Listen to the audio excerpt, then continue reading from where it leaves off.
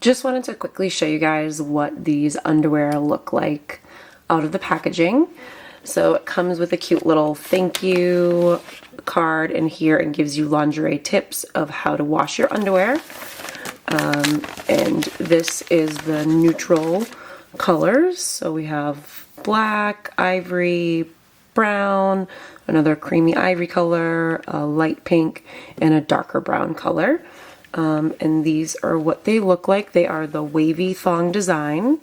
So what's nice is they come up on the waist, but they have this wavy design over here, which is really cute.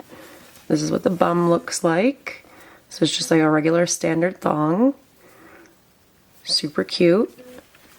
I'll show you in another color just so you can see the design. See, just like that. And then just to give you an idea, it does have lining there as well. And these are great because they're so smooth and buttery. They're not going to show through in any of your clothes, whether you're wearing leggings or sweatpants or jeans. These aren't going to be able to show through.